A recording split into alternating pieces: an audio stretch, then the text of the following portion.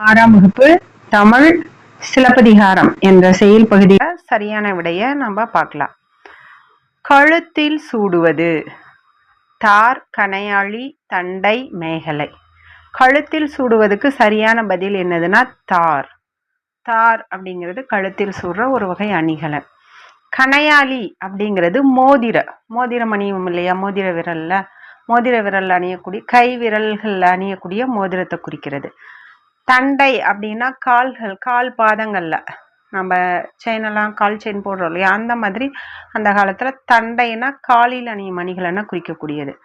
மேகலை அப்படிங்கிறது இடுப்பில் அணியக்கூடிய அணிகலனை குறிக்கிறது. என்னது? இடுப்பில் அணியக்கூடிய அணிகலனை குறிக்கிறது. அப்ப நமக்கு கழுத்தில் சூடுவது என்னதுன்னா தார்.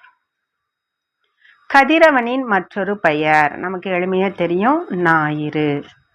வெண்குடை என்னும் சொல்லை பிரித்து எழுத கிடைப்பது வெண்மை கூட்டல் குடை. இதுதான் சரியான பதில். பொற்கோட்டு என்னும் சொல்லை பிரித்து எழுத கிடைப்பது பொன் கூட்டல் கோட்டு. இன்னா மாறும் வேற்றுமை விதிப்படி.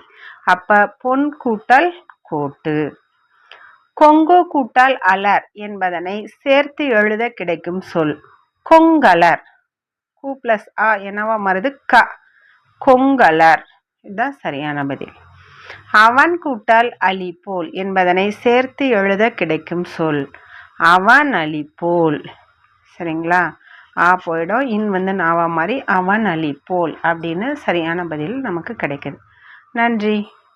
ஆறாம் வகுப்பு